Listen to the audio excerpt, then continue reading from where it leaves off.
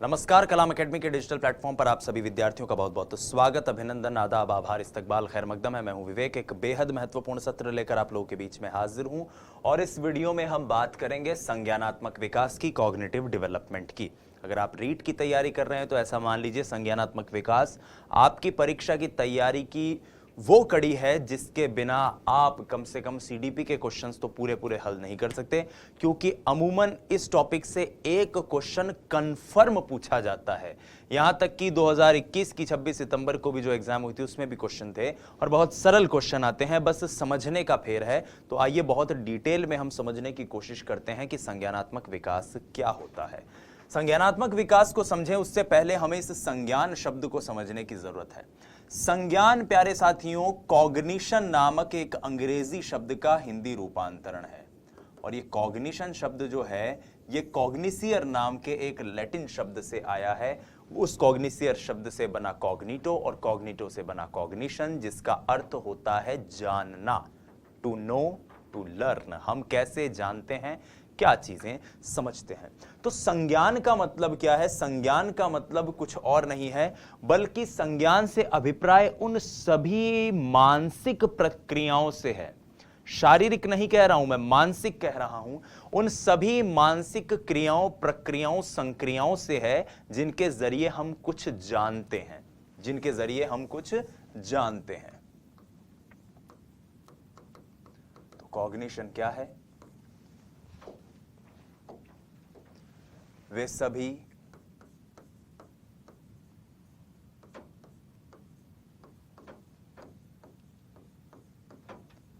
मानसिक प्रक्रियाएं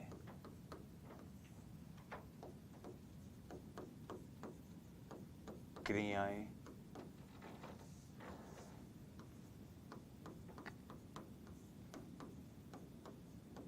प्रतिक्रियाएं जिनके द्वारा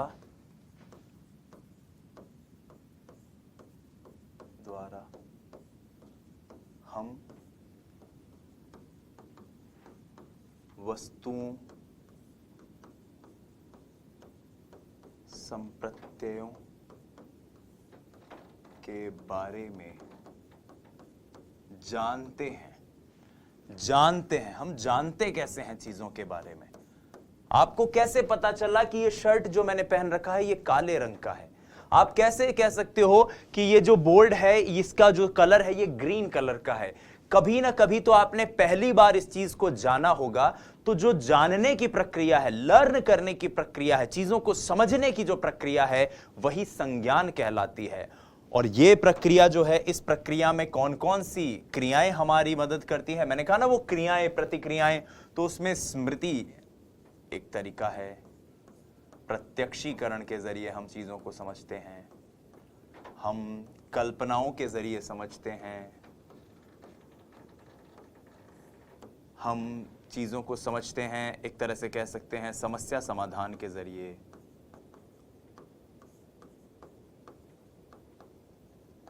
हम चिंतन के जरिए समझते हैं, हम तर्कणा के जरिए समझते हैं, निष्कर्ष के जरिए समझते हैं, अवधान। ये सारी जितनी भी क्रियाएं हैं, प्रतिक्रियाएं हैं, उन सब के जरिए चीजों को समझना क्या है? संज्ञान है, पहली बात तो। और वस्तु के बारे में, उसके बारे में जानने का जो ये बोध करने का जो ये तरीका है, इस तरीके में जैसे जैसे विकास होता रहता है, यही विकास क्या कहलाता है? संज्ञानात्मक विकास। मैं आपको कोई किताबी बात नहीं बताने की कोशिश कर रहा हूं, मैं आपको बताने की कोशिश कर रहा हूं वो सरल तरीके, वो देसी तरीके जिनके जरिए से हम इस बहुत ही डिफिकल्ट से लगने वाले कॉन्सेप्ट को बहुत आसानी से चुटकियों में सीख सकते हैं। कि मुझे पता है ये एक प्लास्टिक की बोतल है। अब इस प्लास्टिक की बोतल को जानने के लिए एक तरीका तो यह है कि मैं इसे देखते ही पहचान जाऊं कि साहब ये प्लास्टिक की बोतल है। एक तरीका यह है कि इसे जानने के लिए मुझे इस बोतल को छूना पड़े, देखना पड़े, इसमें रखे हुए पदार्थ को, पानी को पीना पड़े कि इसके अंदर कौन सा पदार्थ है। तो आप किस तरह से किसी वस्तु के बारे में जो चीजें जानते हैं वो जो बोध होता है उस बोध को आप विकसित करते हैं, यही संज्ञानात्मक विकास है। तो संज्ञानात्मक विकास को भी हम एक छोटी सी लाइन के जरिए समझ लेते हैं, ऑल्दो कोई परेशानी की बात नहीं है, ठीक है। व्यक्ति जिस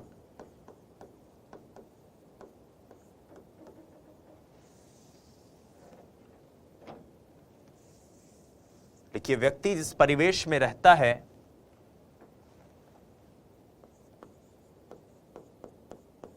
व्यक्ति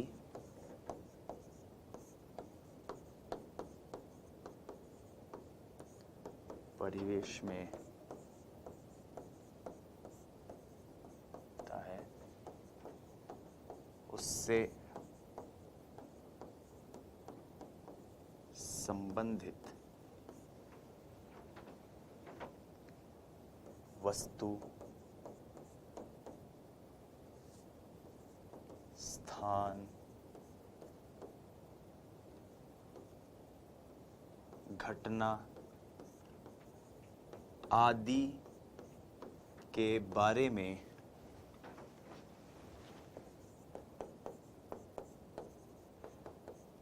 अवधारणा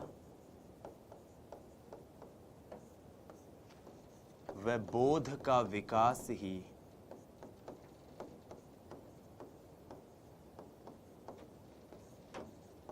संज्ञानात्मक विकास है।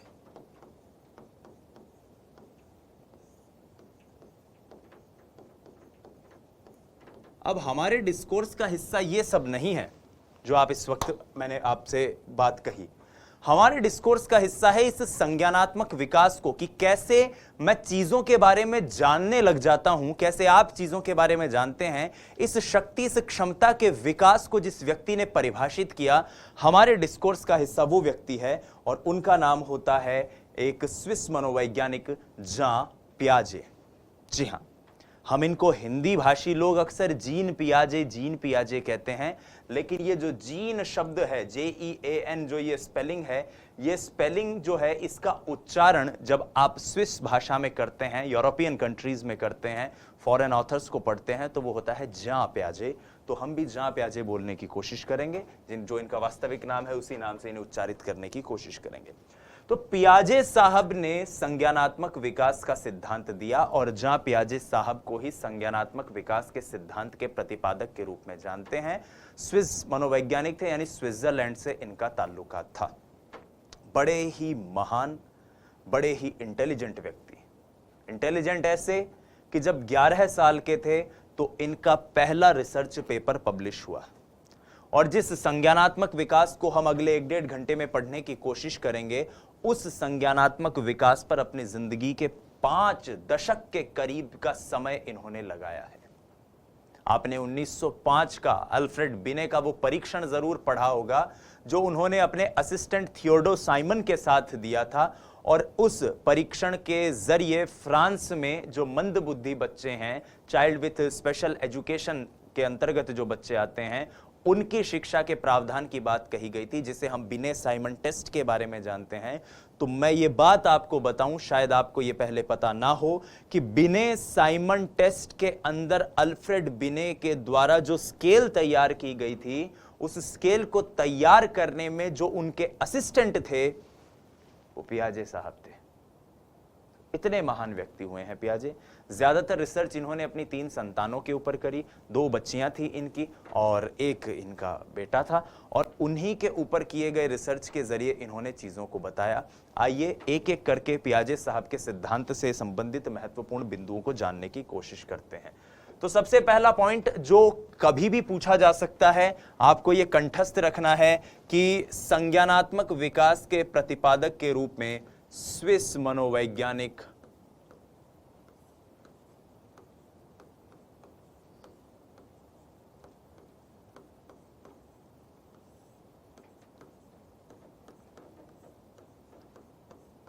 जां पियाजे, स्विस मनोवैज्ञानिक जां पियाजे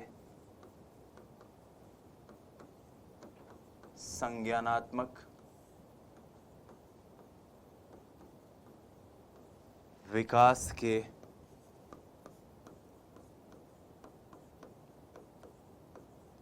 प्रतिपादक के रूप में जाने जाते हैं।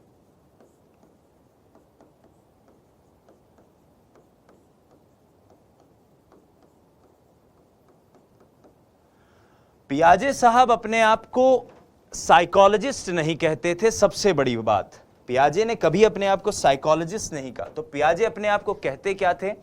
पियाजे अपने आप को कहते थे जेनेटिक एपिस्टीमोलॉजिस्ट। क्या कहते थे? जेनेटिक एपिस्टीमोलॉजिस्ट कहते थे। इन्होंने जो अपना रिसर्च भी किया है उसमें भी खुद को जेनेटिक एपिस्टीमोलॉजी के जरिए ही समझाने की कोशिश करी थी। अब ये जेनेटिक एपिस्टीमोलॉजिस्ट होना या एपिस्टीमोलॉजी क्या होती है? तो ये दर्शन शास्त्र की एक शाखा है जो ये बताती है कि व्यक्ति चीजों को जानता कैसे है।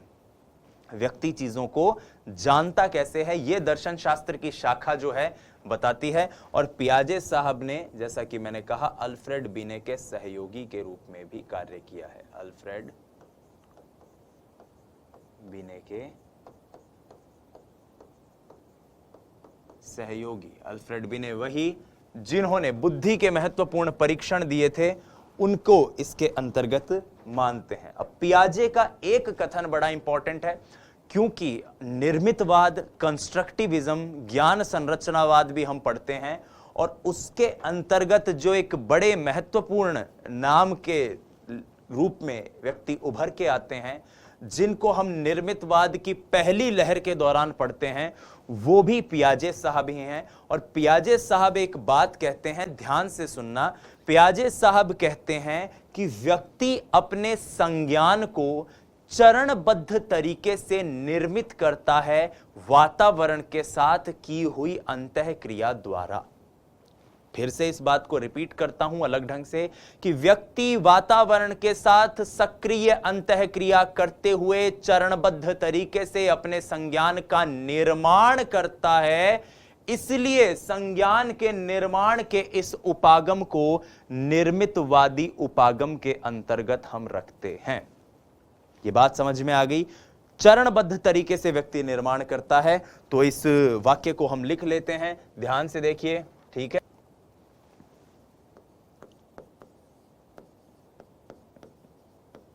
बालक एक अन्वेषक के रूप में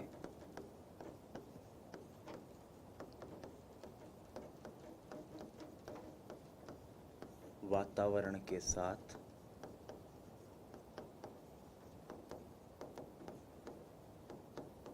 अंतःक्रिया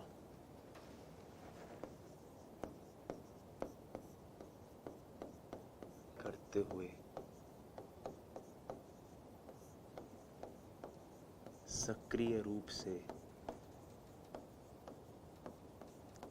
अपने ज्ञान की संरचना करता है या निर्माण करता है। संरचना, मैं इसको निर्माण भी लिखूंगा ताकि आपको समझ में आ जाए, करता है। और इसीलिए इस उपागम को ज्ञान संरचनावादी या फिर निर्मितवादी उपागम के अंतर्गत हम पढ़ते हैं। और इसीलिए हम ये कहते हैं कि पियाजे एक निर्मितवादी थे।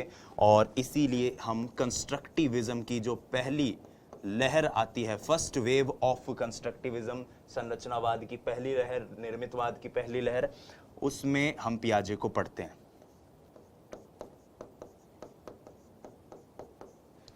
ठीक है? यहां से हम माफ कीजिएगा, यहां से हम आगे बढ़ते हैं और पियाजे के इस सिद्धांत से जुड़े हुए कुछ महत्वपूर्ण बिंदुओं को देखते हैं। आइए, पियाजे के सिद्धांत से जुड़ा हुआ सबसे महत्वपूर्ण बिंदु यह है कि इन्होंने संज्ञानात्मक विकास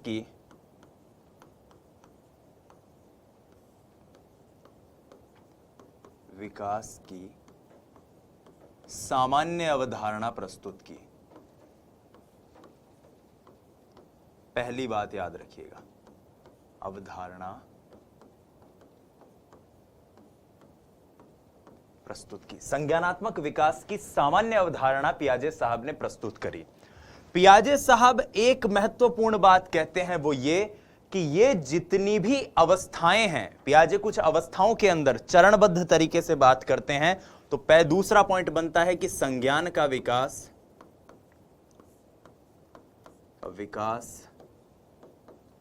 चरणों में होता है।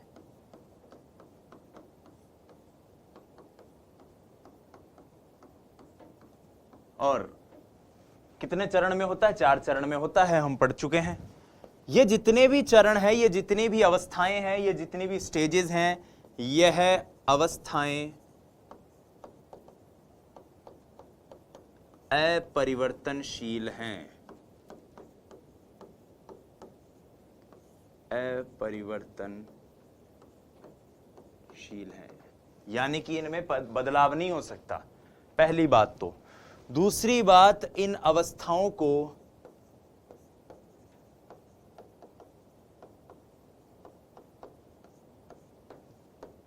छोड़ा या टाला नहीं जा सकता।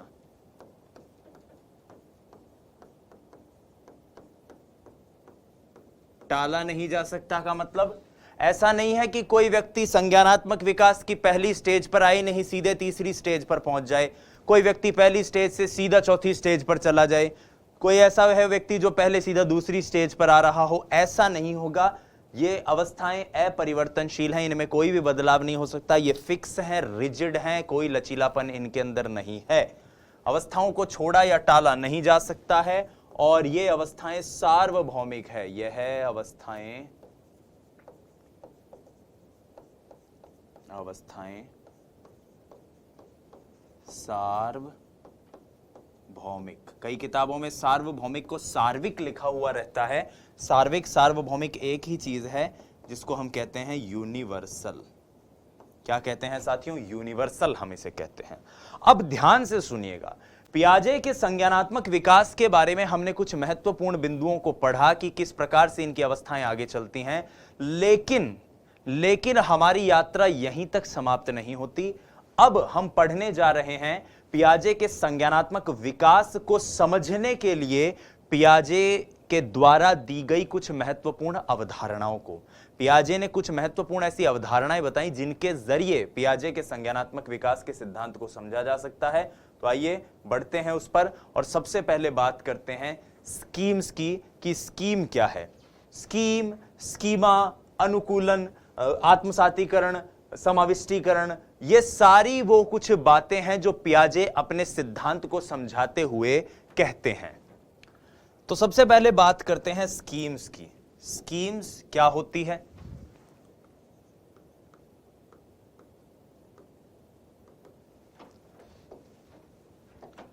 स्कीम को लेकर एक स्टेटमेंट है जो आपको याद रखना है कि अलग अलग संदर्भों में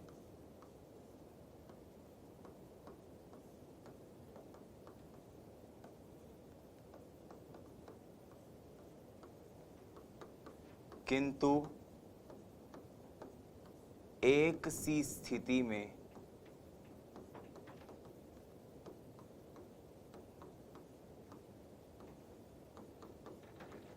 किसी क्रिया का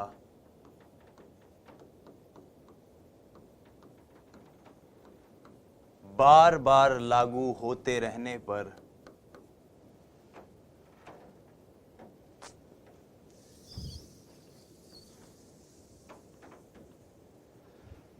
कटेगा ये। तो सबसे पहले बात करते हैं स्कीम्स की।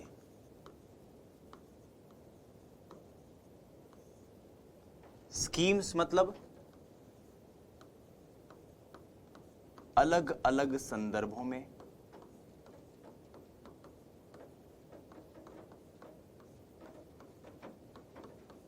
किंतु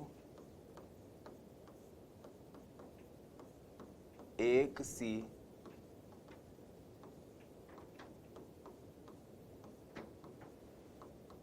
स्थिति में, किसी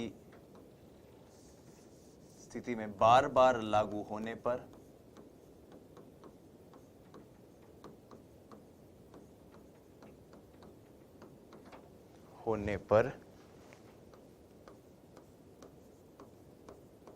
किसी क्रिया का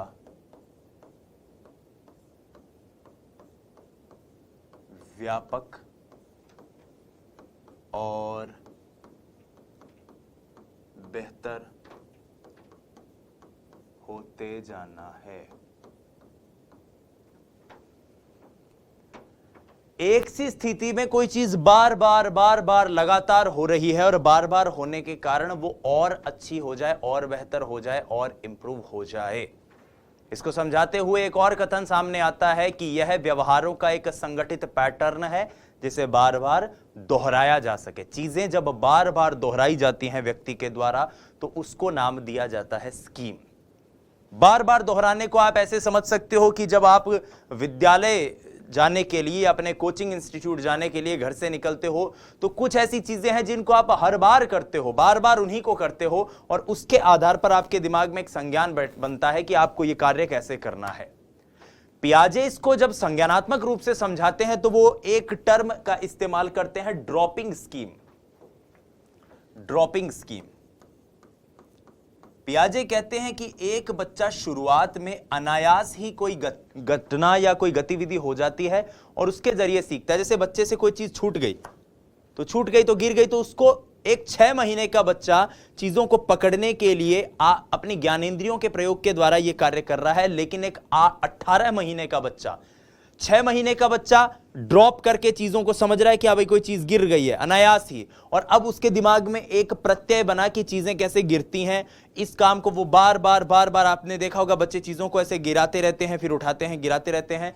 लेकिन वही बच्चा जब 1.5 साल से ऊपर का हो जाएगा, वही बच्चा जब 2 साल का होगा, तो अब उसके गिराने में, क्योंकि बार बार उसने ये काम किया है, तो वो चीजों को ऐसे भी गिरा सकता है, वो चीजों को ऐसे भी उछाल सकता है, वो चीजों को सामने भी फेंक सकता है, वो चीजों को इधर भी फेंक दे। तो इसका मतलब इस पूरी प्रक्रिया में वो बच्चा महज चीज को गिरा नहीं रहा है, बल्कि उसको कैसे गिराया जाए यह भी दिमाग में एक संप्रत्यय बना है। गिराने की जो एक हैबिट है, चीजों को पकड़ के पीछे छोड़ने की, ड्रॉप करने की, ये बार बार उसके सामने हुई, उसने स्वयं ने की, और अब इसे वो अपने तरीके से, एक क्रिएटिव तरीके से कर सकता है। यही स्कीम है, इसी को ही स्कीम कहते हैं। और इसके लिए एक स्टेटमेंट इस्तेमाल होता ही है कि व्यवहारों का संगठित पैटर्न जिसे बार बार दोहराया जा सके। व्यवहारों का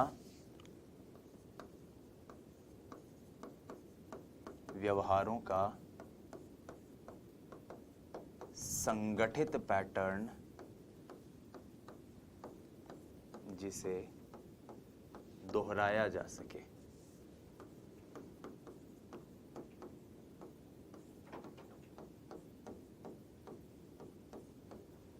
ठीक है, तो ये हमने स्कीम के बारे में जानने की कोशिश करी। अब हमारे सामने एक और शब्द है और वो है स्कीमा। प्यारे विद्यार्थियों, स्कीम और स्कीमा जो है वो दिखने में बड़े एक जैसे से लगते हैं, लेकिन ये बहुत अलग अलग संप्रत्यय हैं। स्कीम का मतलब सिर्फ व्यवहारों को बार बार दोहराकर आप उन्हें अपने, एक तरह से उनके जरिए संज्ञान प्राप्त करो, उनके जरिए आप एक नॉलेज प्राप्त करो। और स्कीम का मतलब यह है कि व्यक्ति की याददाश्त में किसी विषय वस्तु के बारे में सूचनाओं का कितना संकलन है, कितना भंडार है, बस यही क्या है, स्कीमा है। अब देखो, इसको मैं इस तरह से समझाता हूं आपको। देखिए, स्कीमा, स्कीमा को लेकर, जैसा कि मैंने कहा कि किसी भी विषय वस्तु को लेकर आपके दिमाग में जो भी सूचना है वो स्कीमा कहलाती है। तो ज्ञान का एक संगठित समूह, मैं इसको भी एक्सप्लेन करूंगा, आप चिंता मत कीजिए। समूह जो लंबे समय की याददाश्त में या दीर्घावधि की स्मृति में, कुछ भी कह सकते हैं, कि याददाश्त में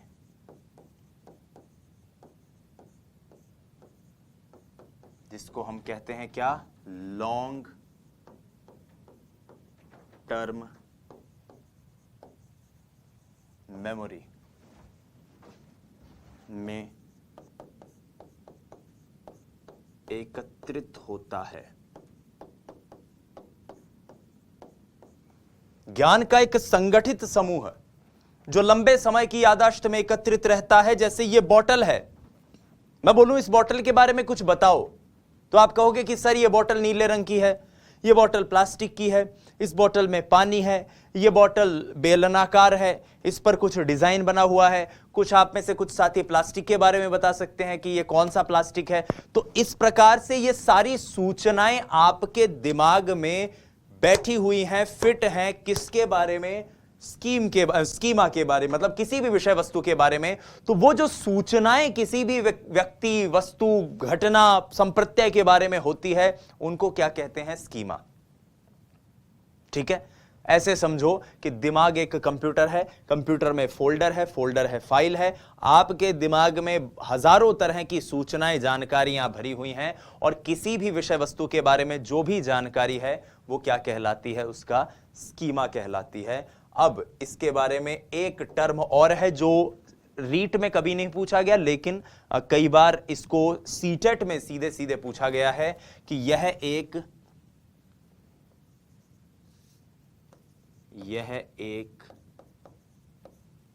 ज्ञानात्मक या संज्ञानात्मक बध्यक्रम है।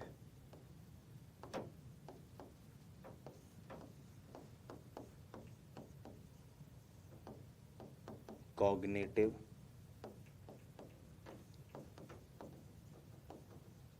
स्कैफोल्डिंग।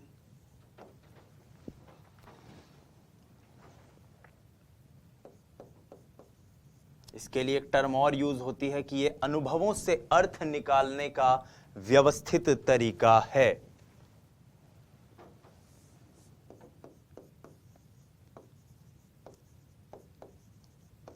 अनुभवों से अर्थ निकालने का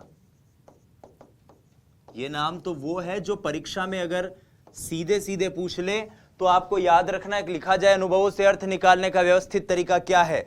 अब आप उस वक्त सोचोगे नहीं यार, सर ने तो बोला था दिमाग में कंप्यूटर है, कंप्यूटर में सूचना रहती है, जना गड़बड़ हो जाएगी। अभी अपने को दोनों चीजें समझनी है। इसको परीक्षा में प्रश्न आए तो क्या लिखना है, और वास्तव में ये चीज होती क्या है। हम परीक्षा की चीजें याद कर लेते हैं, लेकिन वास्तव में क्या होता है वो हमें समझ में ही नहीं आता।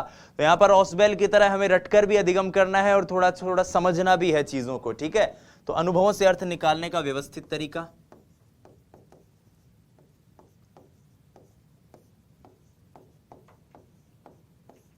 एक मानसिक क्रिया जिसका सामान्यीकरण किया जा सके, यह है एक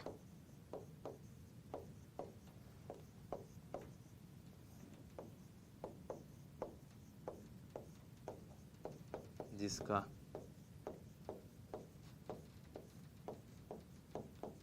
सामान्यीकरण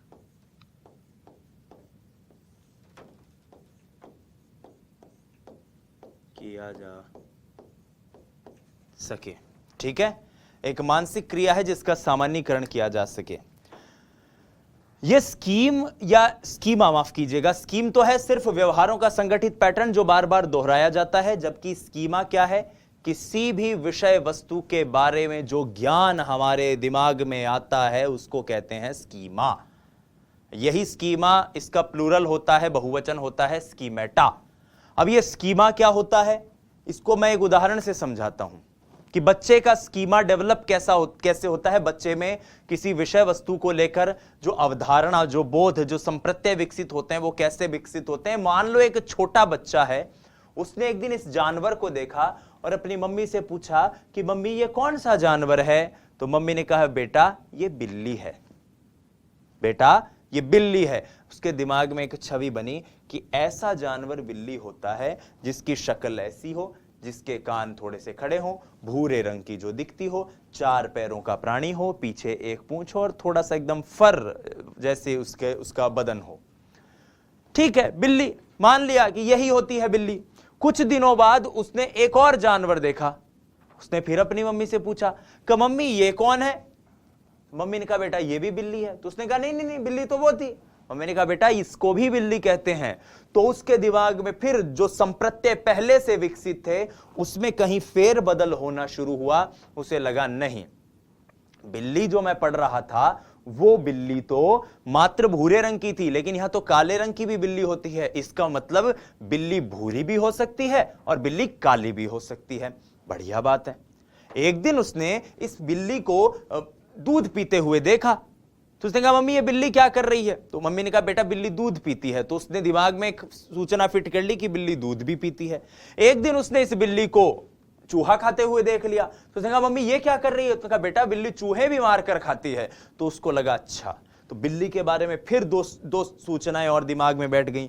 एक दिन उसने इस जानवर को देख लिया, बोला मम्मी ये खरगोश है क्या? मम्मी ने कहा नहीं बेटा ये भी बिल्ली है। तो उसको लगा अच्छा, बिल्ली मात्र भूरी नहीं होती, मात्र काली नहीं होती, बिल्ली सफेद भी हो सकती है। और इसी तरह धीरे धीरे, अब आपको यह बड़ा अजीब सा लग रहा होगा कि सर ऐसे थोड़ी ज्ञान विकसित होता है। बिल्कुल साथियों, ऐसे ही ज्ञान विकसित होता है और ऐसे ही धीरे धीरे हम अपने संज्ञान का विकास करते हैं। अब इसको मैं आपको एक दो उदाहरणों से समझाता हूं ताकि आपको चीजें अच्छे से क्लियर हो, क्योंकि जब तक आपके दिमाग में स्कीमा क्लियर नहीं होगा ना कि स्कीमा क्या होता है, तब तक प्रॉब्लम होगी। देखो, एक बच्चा था, हिंदी की कक्षा थी, टीचर ने कहा कि चलो बेटा निबंध लिखो, और निबंध तुम्हें लिखना है किस पर? गाय पर। तो उसने निबंध लिखना शुरू किया। गाय हमारी माता है, गाय के 4 पैर होते हैं, गाय की एक पूंछ होती है, गाय सफेद रंग की होती है, गाय दूध देती है, गाय का गोबर जो है वो छाने बनाने के काम आता है। तो टीचर ने उसका देखा ऐसे, अरे बोला इधर इधर ये क्या लिखा है? बोला गुरुजी ये तो गाय सफेद होती है। बोले बेटा सफेद ही होती है? हाँ गुरुजी मैंने तो सिर्फ सफेद ही गाय देखी, हमारे घर में सफेद ही गाय है, तो मुझे तो लगता है गाय सफेद ही होती है। टीचर ने कहा बेटा ये तो बहुत गड़बड़ बात है, गाय काली भी होती है। बोला है गुरुजी गाय काली भी होती है? बोला हाँ चल मेरे साथ। अब टीचर उसको ले गए और अपने घर में दिखाया। बोले देख बेटा देख अपने घर में कौन सी गाय बंधी हुई है? बोले गुरुजी तो काले रंग की है। वो बोले गुरुजी भूरे रंग की है। बोले ये गुरुजी ये तो चितकबरी है, 2-3 रंगों की है। तो कहे हाँ गाय इन सब रंगों की होती है। तो अब दिमाग में जो सूचना पहले से गाय के बारे में थी, उस सूचना में 4-5 और नई सूचनाएं जुड़ी, यानी कि स्कीमा अपडेट हुआ। और स्कीमा अपडेट हुआ तो अब उससे अगली बार जब ऐसे लिखवाया गया तो उसने वो सारी सूचनाएं लिख दी। तो इसी प्रकार से हमारा स्कीमा जो है वो अपडेट होता रहता है। हम जितनी भी सूचनाएं हैं वो एकत्रित करते रहते हैं, और जैसे ही कोई नई सूचना आती है हम उस सूचना में और डाल देते हैं एक और सूचना। जैसे मान लो अब मैं आपको बताऊं कि बाबा साहब भीमराव अंबेडकर साहब, उनके बारे में आप क्या जानते हो? तो आप कहेंगे कि वो हमारे संविधान के निर्माता हैं और एक अस्पृश्यता के खिलाफ, जातिवाद के खिलाफ आज भारत जो तरक्की कर चुका है उस तरक्की के एक तरह से कह सकते हैं पुरोधा बाबा साहब ही थे, आप कह सकते हैं। और बहुत सी बात आप बाबा साहब के बारे में जानते हैं, आप बताते रहेंगे। मैं आपको कहूं कि साथियों, क्या आपको पता है कि बाबा साहब जब कोलंबिया विश्वविद्यालय में पढ़ते थे तो उनके पास इतने पैसे भी नहीं होते थे कि वो कैंटीन में जाकर लंच के समय खाना खा के आ सकें। तो वहां पर एक लाइब्रेरियन ने उनको कहा कि बेटा तू लाइब्रेरी में पढ़ता तो रहता है, तू मेरी टिफिन से खाना खाया कर। और वो लाइब्रेरियन एक यहूदी था, एक जीव था। अब ये बात आपको शायद तक नहीं पता होगी कि लाइब्रेरियन ने उनको भोजन कराया, क्योंकि बहुत गरीब परिवार से वो आते थे, और वो लाइब्रेरियन एक यहूदी था। अब ये बात जब आपको आज पता चली तो आज आपके संज्ञान में बाबा साहब के बारे में जितनी भी सूचनाएं थी उनमें एक सूचना और ऐड ऑन हो गई। तो इसी तरह से हम सदैव अपने संज्ञान को अपडेट करते रहते हैं। ये जो सूचनाएं हमारे दिमाग में संकलित होती हैं, क्या कहा मैंने, ज्ञान का या सूचनाओं का एक संगठित समूह है जो लंबे समय की यादाश्त में किसी भी विषय वस्तु के बारे में रहता है। ये जो भी हमारे अंदर संगठित होती रहती हैं, इन्हीं को क्या कहा जाता है, स्कीमा कहा जाता है। और इसे एक संज्ञानात्मक बद्धक्रम क्यों कहते हैं, स्कैफोल्डिंग क्यों कहते हैं? स्कैफोल्डिंग उस आधार को कहा जाता है जिसके जरिए चीजें निर्मित होती है। आप मनोविज्ञान के स्कैफोल्डिंग में मत जाओ, मैं स्कैफोल्डिंग की सादी परिभाषा आपको समझाता हूं कि स्कैफोल्डिंग होती क्या है।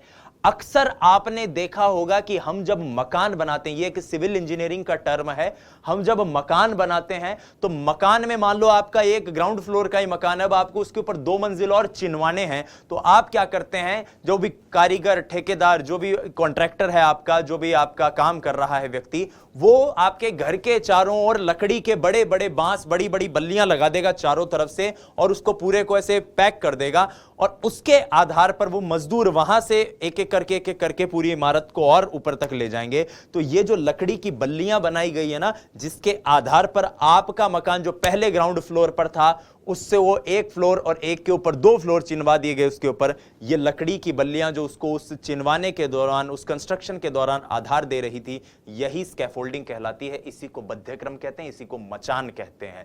अब जब हमारा ज्ञान जो एक ग्राउंड फ्लोर के लेवल पर था उसमें 2 और 3 और 4 5 सूचनाएं हमने डालनी है, तो यहां पर संज्ञानात्मक रूप से जब हम ऐसे किसी कार्य को आधार देते हैं तो उसको क्या कहा जाता है? Schema, cognitive scaffolding schema. आइए अब स्कीमा, जैसा कि मैंने आपको ये बिल्ली वाले उदाहरण से समझा दिया है, अब व्यक्ति अपने स्कीमा में जो अपडेट करता है उस प्रक्रिया में 2 घटनाएं या 2 चीजें बड़ी महत्वपूर्ण होती हैं। ये जो स्कीमा में अपडेशन चलता है, ये जो नई सूचना व्यक्ति के अंदर आती जाती है और पुरानी सूचना के साथ व्यक्ति इसको जिस तरह से इसका तारतम्य बिठाता रहता है, उसको कहा जाता है अनुकूलन या फिर अडेप्टेशन। क्या कहा जाता है? अनुकूलन या अडेप्टेशन। अब अनुकूलन क्या होता है, अडेप्टेशन क्या होता है, आइए जानने की कोशिश करते हैं। अडेप्टेशन या फिर अनुकूलन। अनुकूलन देखिए सिंपल सी बात है। अनुकूलन शब्द आप जानते हो कि वातावरण में जो बदलाव होते हैं उन बदलावों के साथ व्यक्ति को सदैव अपने आप को समायोजित करना होता है। पुरानी सूचना के साथ आप जब नई सूचना को जानने की कोशिश करोगे तो आपको अपने आप को उसके साथ एडजस्ट करना पड़ेगा। अगर आप एडजस्ट नहीं करोगे तो असंतुलित हो जाओगे, गड़बड़ हो जाएगी।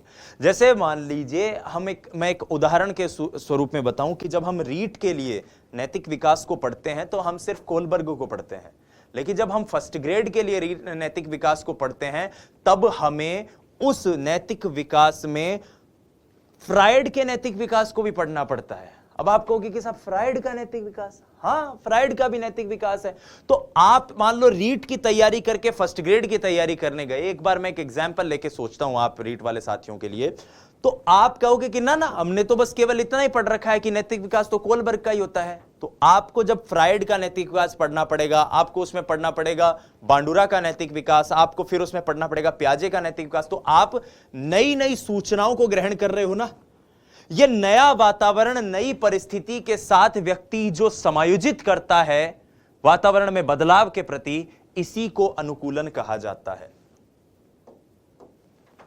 वातावरण में बदलाव के प्रति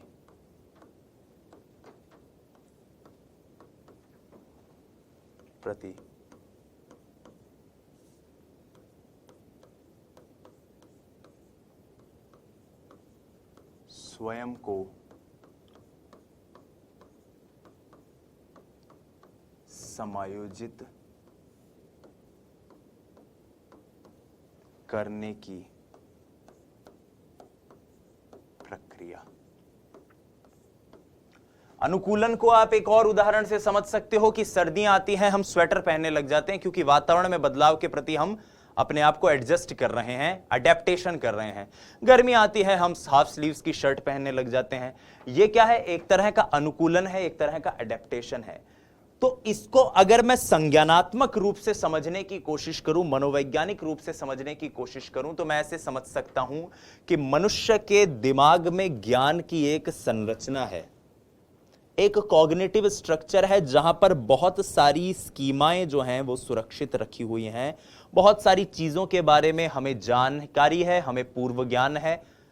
जैसे ही मान लो हमारे सामने कोई नई समस्या आई, तो एक तरीका तो यह हो सकता है कि पहले से जो ज्ञान हमारे अंदर मौजूद है हम उसके जरिए उस नई समस्या को हल कर दें, और एक तरीका यह हो सकता है कि उस नई समस्या को हल करने में हमारा पूर्व ज्ञान जो है वो असमर्थ हो। यानी नई समस्या को हल करने के लिए हमें नए ज्ञान की जरूरत है, नई सूचना की जरूरत है, या मैं मनोवैज्ञानिक रूप से कहूं कि हमारे स्कीमा को अपडेट करने की जरूरत है, स्कीमा के अंदर परिवर्तन करने की जरूरत है।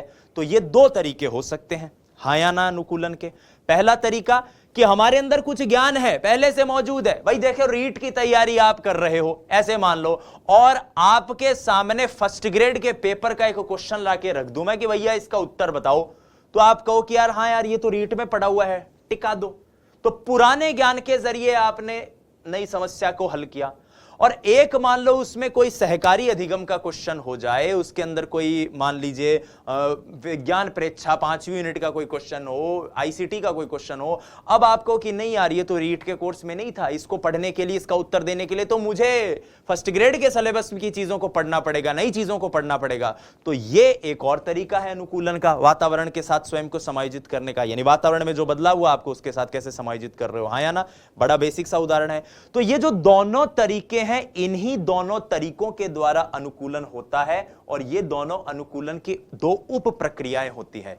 कौन सी? कि पुराने ज्ञान द्वारा, पहली तो कौन सी है? पुराने ज्ञान द्वारा नई समस्या को हल करना, इसको कहते हैं हम आत्मसातीकरण। आत्मसातीकरण यानी कि एसिमिलेशन।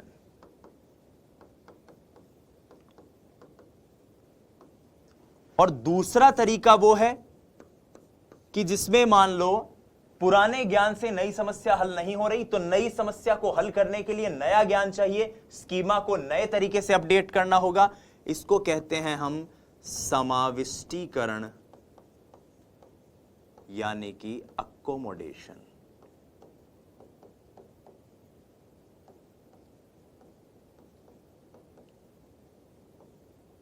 अब इसको मैं एक देसी उदाहरण से आपको समझाता हूं, आपको एसिमिलेशन अकोमोडेशन दोनों समझ में आ जाएंगे। ध्यान से सुनिएगा। आत्मसातीकरण नई समस्या पुराना ज्ञान, समाविष्टीकरण नई समस्या नया ज्ञान। अक्सर ऐसा होता है कि हम कहीं होटल वगैरह में जा रहे होते हैं, और ऐसे आजकल शहरों के, जो बड़े शहरों के, महानगरों के होटल हैं, उनके वॉशरूम भी माशाअल्लाह बहुत ज़बरदस्त है। वॉशरूम मतलब बाथरूम का मायना जगह टूटी लागेड़ी है, वो सारा सिस्टम, ठीक है। अब हम घरों में जो ज़्यादातर जिन नलों का इस्तेमाल करते हैं वो ऐसी टूटियाँ, जिन टूटियों का अपने घरों में इस्तेमाल किया है, बाहर बाड़े में खेलते कूदते समय ज़्यादातर इसी तरह की नल होती है। हम कई बार ऐसा होता है कि हम किसी बड़े होटल के वॉशरूम में चले गए, बाथरूम में चले गए, वहां नल जो हमने देखी, उस नल में कहीं ऐसा कोई सिस्टम ही नहीं लगा हुआ। अब हम परेशान कि यार इस नल को खोलें तो खोलें कैसे? क्योंकि हमारे दिमाग में नल को खोलने का जो स्कीमा था, नल कैसे खुलती है, इस बात को लेकर जो सूचनाएं पहले से मौजूद थीं, वो सूचना सिर्फ इसी तरीके से नल को खोलना जानती थी। और आपने जब कोशिश करी कि इस तरीके से नल खुल जाए, नहीं खुली, यानी आपने आत्मसातीकरण के द्वारा इस समस्या को हल करने की कोशिश करी, हल समस्या नहीं हुई। और फिर आपने क्या किया? आप क्या करते हैं जब आप देखते हैं कि ऐसी कोई नल होता है ना ऐसा कि आपने देखा कि यार ये नल तो खुल रही को नहीं, क्या करा? फिर आप सोचते हो कि अब तो हाथ पैर मार लिए, क्योंकि यही तरीका पता था अपने को। तो फिर आप क्या करते हो? आप थोड़ी देर अल्बर्ट बांडुरा को याद करते हो, आप देखते हो कि कोई और आए और आके इस नल को खोले, फिर देखते हो रे कोई दूसरा व्यक्ति जो आया वो तो नल के सीधे ऐसे नीचे हाथ रख रहा है और पानी अपने आप गिर रहा है। तब आपको समझ में आता है शाबाश, ये नल तो ऐसे खुलती है। यानी इसका मतलब आपके दिमाग में नल को खोलने की एक और प्रक्रिया आ गई है, एक और सूचना आ गई है, स्कीमा थोड़ा सा अपडेट हो गया है। अब आप भी उस तरीके से नल खोलने लग जाते हो। तो ये क्या है? ये है समाविष्टीकरण। नई समस्या अगर पुराने ज्ञान से हल हो रही है तो आत्मसातीकरण, और नई समस्या को हल करने के लिए अगर नई सोच, नई चिंतन की जरूरत पड़ रही है तो वो है समाविष्टीकरण। तो अब आइए सबसे पहले आत्मसातीकरण के बारे में दो बातें लिख लेते हैं। ये बात मैं इसलिए कह रहा हूं क्योंकि आत्मसातीकरण के बारे में जो बात अभी अभी मैंने आपको बताई है, एज इट इज यही क्वेश्चन रीट 2021 में पूछा गया था। आप चाहो तो YouTube के जरिए मेरे प्रीवियस लेक्चर्स भी देख सकते हो, वहां भी मैंने एज इट इज इस बात को इसी तरह से समझाया है। और बहुत से विद्यार्थी, आप में से भी कुछ ऐसे होंगे जिन्होंने 26 सितंबर को जब वो प्रश्न आया था उसको सही किया होगा। बहरहाल पहले आत्मसातीकरण को समझने की कोशिश करते हैं। लिखो नई समस्या के समाधान के लिए व्यक्ति पूर्व में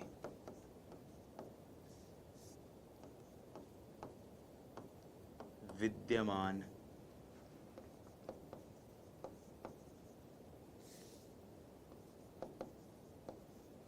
स्कीमा का उपयोग करे। पूर्व में जो उसके दिमाग में स्कीमा बना हुआ है वो उसी के उपयोग के जरिए इस नई समस्या को हल करने की कोशिश करे। अब आइए एक बार देख लेते हैं कि फर्स्ट ग्रेड में वो जो क्वेश्चन आया, माफ कीजिएगा, रीट में वो जो क्वेश्चन आया था 26 तारीख को, वो क्या क्वेश्चन था। आइए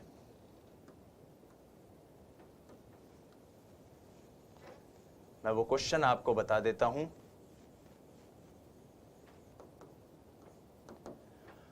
तो ये वो प्रश्न था साथियों कि जब हम वर्तमान स्कीमा का उपयोग बाह्य जगत के विश्लेषण हेतु करते हैं, उत्तर क्या है इसका, आत्म सातीकरण यानी कि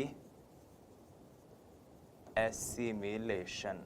सिंपल सी बात है, यही चीज हमने यहां लिखी है। नई समस्या के समाधान के लिए व्यक्ति पूर्व में विद्यमान स्कीमा का प्रयोग करे। कलाम परीक्षा विशेषांक जो प्री रीट के दौरान, उससे भी पहले आप लोगों के लिए आई थी, उस परीक्षा विशेषांक में यह वाक्य लिखा हुआ है और आप वहां भी, आप जो साथी अगर आपने देखा हो, पढ़ा हो, तो उसमें देख सकते हैं।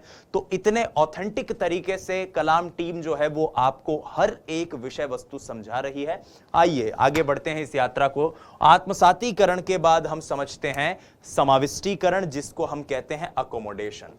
तो देखो, आत्मसातीकरण क्या था, पुरानी समस्या, सॉरी नई समस्या पुराना ज्ञान, इसको हम कहते थे एसिमिलेशन। समाविष्टीकरण नई समस्या नया ज्ञान। तो अब नई समस्या को हल करने के लिए आपको जब ज्ञान भी नया चाहिए, तो ठीक है, नई समस्या के समाधान के लिए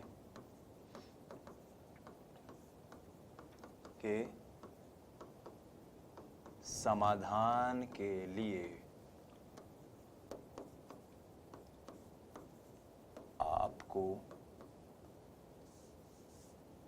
हमें पूर्व के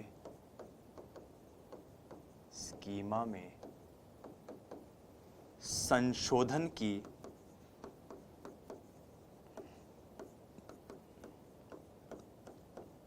अपडेट आवश्यकता पड़े।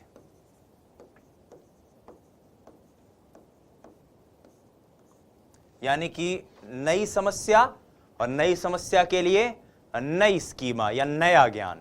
ठीक है, अब अगर मैं वो जो टूटी वाला उदाहरण आपको बता रहा था कि होटल के जो नल थे, उस नल को आपने कोशिश करी खोलने की, आप नहीं खोल पाए, फिर आपने तुरंत एक दूसरे व्यक्ति को देखा कि ये कैसे नल खोलता है, और आपने उस वक्त सीखा अच्छा इस नल को इस तरह से खोला जाता है, और आपने फिर उस तरीके से उस नल को खोलने की कोशिश करी।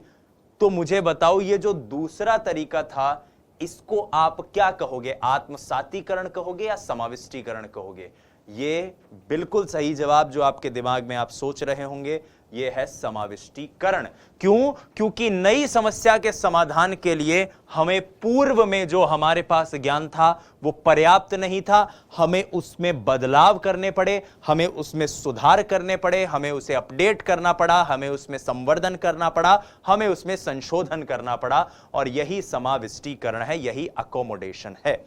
अब समाविष्टीकरण और आत्मसातीकरण के बीच में हमेशा एक तरह की प्रक्रिया चलती रहती है, वो है संतुलन की प्रक्रिया। क्योंकि पुरानी धारणाएं मौजूद हैं, नई धारणाएं बन रही हैं, कई बार पुरानी और नई धारणाओं के बीच में असंतुलन क्रिएट हो जाता है, और इस असंतुलन से बचने के लिए या इस असंतुलन का मनोवैज्ञानिक रूप से, संज्ञानात्मक रूप से कैसे निपटारा हो, उसके लिए पियाजे ने एक अवधारणा दी है, और वो है संतुलनीकरण। और इस संतुलनीकरण को कई बार किताबों में साम्य धारण भी लिखा जाता है, कई बार इसे लिखा जाता है इक्विलिब्रेशन। साम्य धारण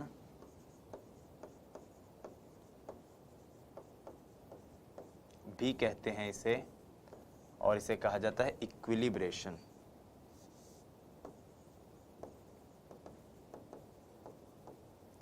इक्विलिब्रेशन का मतलब यही है कि पुराने ज्ञान और नए ज्ञान के बीच में संतुलन स्थापित करना, समतुल्यन स्थापित करना। मतलब यह है कि भाई नलका तो आप यहां पर देखकर आ गए, इसको मैं और देसी तरीके से समझाता हूं। बाहर से आप एक नलका खोलने का तरीका तो सीख के आ गए कि कुछ बिजली से चलने वाली नल है जिसके नीचे से हाथ रखोगे तो अपने आप पानी गिरने लग जाएगा। लेकिन क्या आप अपने घर की नल इसी तरीके से खोलते हैं? नहीं ना। हम अपने घरों में जो नलें हमारे पास हैं उनको खोलने का तो एक अलग तरीका है, वो नॉर्मल तरीके से खोलेंगे, इसी तरीके से खोलेंगे जो हमारे घरों की नल है वो तो ठीक है। समतुल्यन का मतलब क्या हुआ? पुरानी और नई अवधारणा के बीच में संतुलन स्थापित करना। तो आओ लिखो, आत्मसातीकरण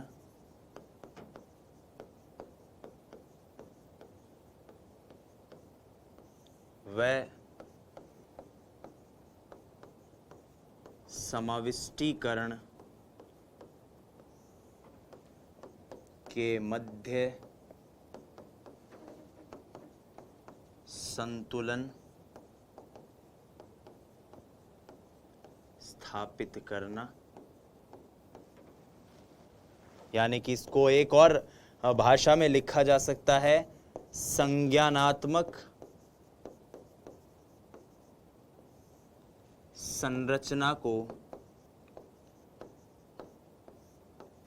स्थिर करना। ऐसा ना हो नए ज्ञान के कारण कोई असंतुलन क्रिएट हो जाए। इसको कई पुस्तकों में साम्य धारण भी लिखा गया है। रीट एक बार इससे एक प्रश्न भी पूछ चुकी है। आइए उस प्रश्न को समझने की कोशिश करते हैं कि रीट ने साम्य धारण से क्या क्वेश्चन पूछा है।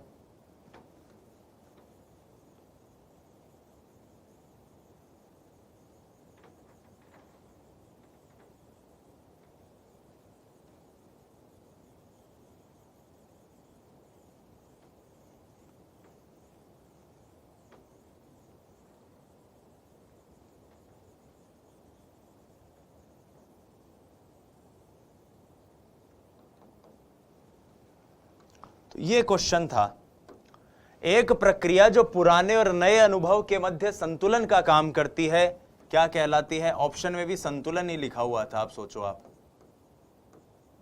और वैसे इसको क्या कह सकते हैं? साम्य धारण कहा जा सकता है।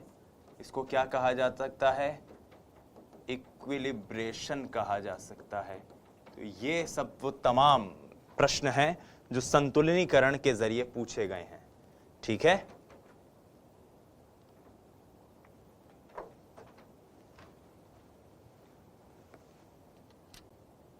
नमस्कार। ठीक है, hello hello hello hello hello hello. तो ये कुछ अवधारणाएं थी जो हमने देखी पियाजे के इस सिद्धांत को लेकर। इससे पहले कि पियाजे के सिद्धांत को आगे बढ़ें, समझें, एक बार इन अवधारणाओं को चेक कर लेते हैं, क्रॉस वेरीफाई कर लेते हैं, इनके बारे में चीजों को पढ़ लेते हैं। सबसे पहले हमने जाना था संज्ञान क्या है, और व्यक्ति जिस तरह से सूचनाओं को ग्रहण करता है, दुनिया को जानता है, वो संज्ञान है।